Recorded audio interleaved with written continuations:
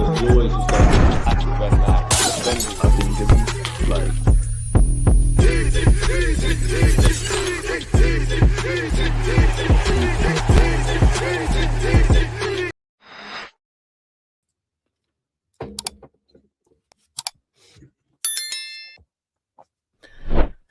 Welcome to Hot Take Tuesdays. I told you, look, we're going to have a short series, a couple of videos where, you know, I've asked you, look, for your hot takes. That one will be out. And I've just thought of some hot takes that I've got, people. And along the way, we'll explain them. More than anything, it's a bit of fun.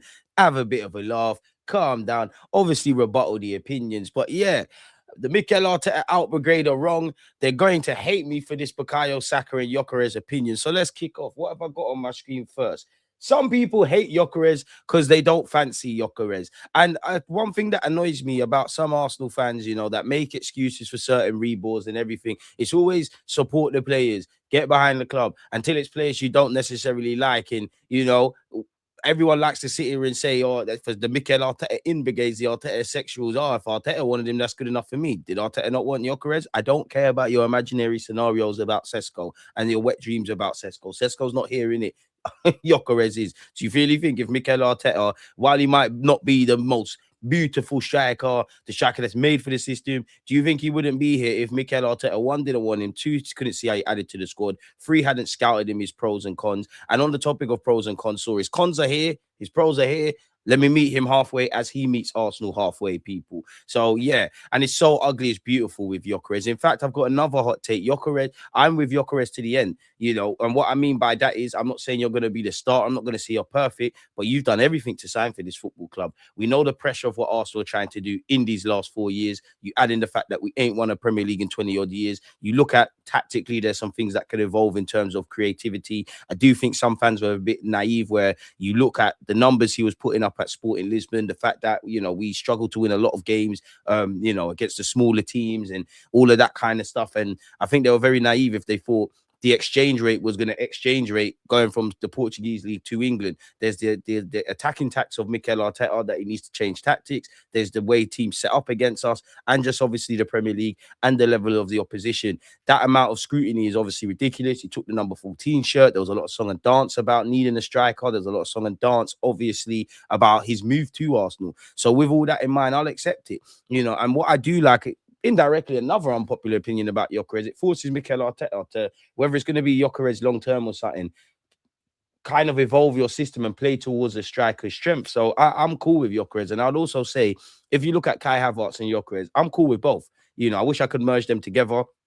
If you can go and get me a Julian Alvarez or you get me a young G that can be better than both, I'm all for that. There's games for Kai, there's games for Gyokeres. You've seen our injuries are concerned, in it. But I do think when people discuss Kai Havertz, as a fan of Kai, you know, people move. Gyokeres is butters on the ball, but so is Kai. Like, let's have it right. Kai's not nice on the ball.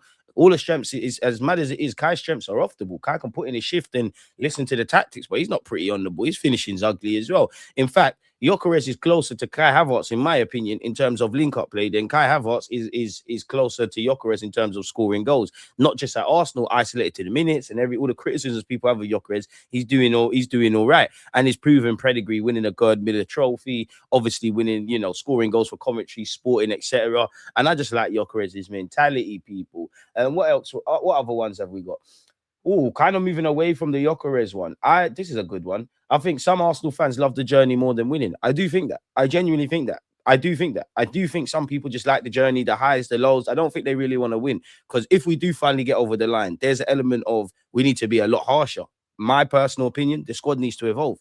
You know, Mikel Arteta over the next year or two, form, contracts, all these things, recruitment, incomings, outgoings, players coming through, all these things dictate what I'm about to say, right? But Kai Havertz, Mikel Merino, Martin Odegaard and Kai Havertz, because they're key players to the system. Kai obviously is the best striker within the system in the present day at Arsenal. You know, in terms of the link-up play and all of that, it's not Jesus no more. Odegaard, if we're not there, we do lose control, and he helps Arteta press. With that being said, and the wages they're on and development of certain other players, there's some unpopular opinions that need to happen there. So there's going to be some unpopular opinions. I don't think some fans want to get over the line because The good about this club, the bad about this club is because of us. We shoot ourselves in the foot. The whole reason we haven't wrapped up the Premier League trophy and maybe been in an unrealistic scenario where, like you see with Atletico Madrid, have rested all their players in the La Liga game. That's us. We haven't won a Premier League in the last 4 years because of us. I don't think the squad has evolved. I don't think the tactics have evolved. I do think what I'm seeing towards the tail end of the season, Lewis Skelly in midfield, how we set up man-for-man pressing against Manchester City, Eze playing with Odegaard, especially Eze out wide, and the trade-off that gives you defensively. A lot of this, I won't say too little too late, but it does feel like too little too late. So I do think some Arsenal fans just simply enjoy the journey rather than getting over the line. I do think there's a bit of a, we should be a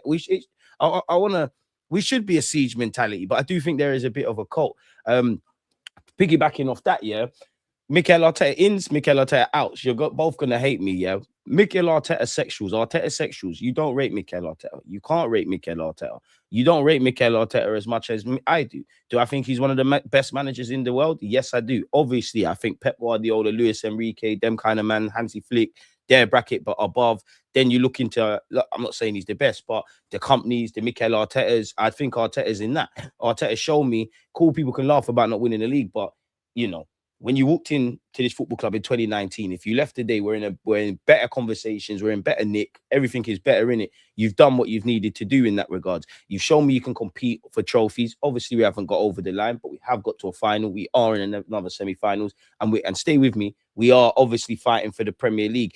FA Cup, since we've won it, Gaffer, we've been embarrassing ourselves in that, but you kind of get the point. So tactically, I rate the Gaffer. I rate a lot of what you've done. I think I could be on this for a while.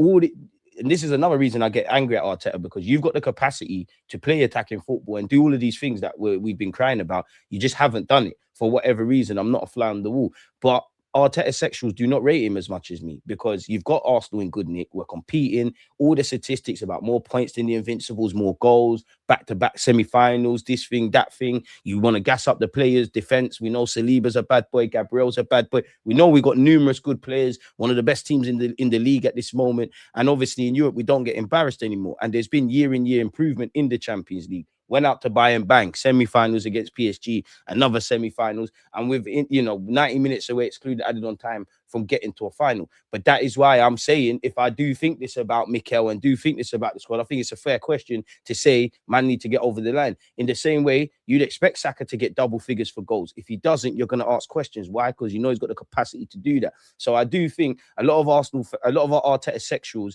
want to, put us on a pedestal and not live or die by those standards. This is the realm we're in. It's a winning thing now. Let's be real. Of course, as an Arsenal fan, you want to dominate. Who wouldn't want to win every trophy, every game possible from now to the end of time? That's not how life works.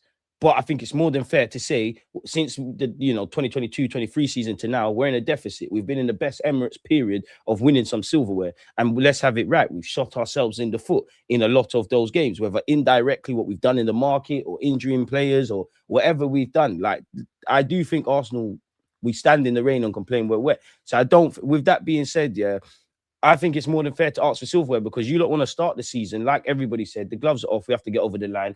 And now you're starting to talk nonsense, and they're professional gaslighters, because they always want to apply context when we don't win stuff. And then when it's any questions around Arteta, they want to say words that make sense or phrases that make sense, but they're out of context. Oh, look what he's done for the club. Who are we going to get? Stay with me on that statement, because we're going to circle back, people. In fact, we're not going to circle back. What we are going to say is that Arteta out. I do think, another hot take, the Arteta out folks lack any sort of substance in their debate. I'm talking about the extreme left and the extreme right, not people that are balanced and they think, Arteta, if you don't win the league, you ran a race. Some people might think, I'm Arteta out. Who are we going to get? I'm not talking about them. I'm talking about the extremities, like people that have drawn their line in the sand, people.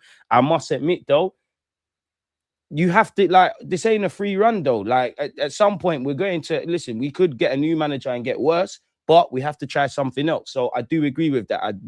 Nobody's bigger than the club, not you, me, or Mikel.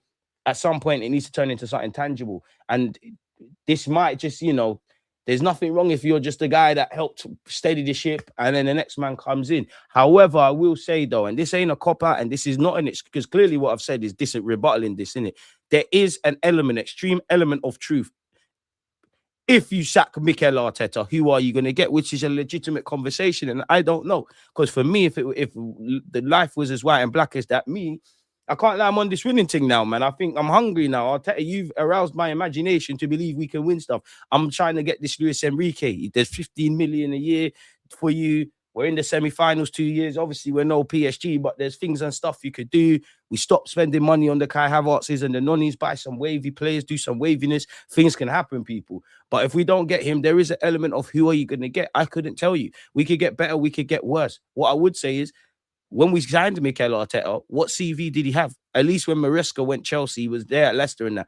All it was the PR that he's seen as a manager that can be someone in the future. He's worked with Pep Guardiola, he worked with Sterling and Sane. Now, I'm not dissing Arteta or Arsenal. I'm saying if we found the manager that's done everything Mikel's done, you know, when he had no CV, then that actually should give us more confidence that we'll be all right in it. But there is an element of truth in that. I'd also say as well, people, Bukayo Saka could do no wrong. I don't care. You see who plays right wing. If it's not Max Dowman, I don't want to hear it. Bukayo Saka can do no wrong.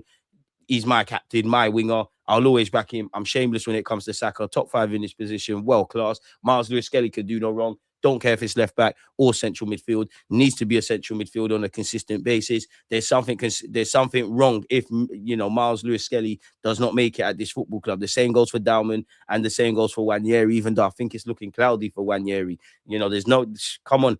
I don't want to hear about pure profit and all of that. Look what we've got with Miles Lewis-Skelly. Look what he did against Fulham. You know, he's not perfect, but the ability to win fouls, wants the ball at all times, you know, has a good passing range, drives with the ball. A centre mid like that, where we could have Rice, Zubamendi, Miles Lewis-Skelly, and the next one, and then some other fillers, we could be sorted in midfield. You know, there's a running joke on this platform. Since I've started this YouTube channel, every summer you lot hear me cry about centre mids, man.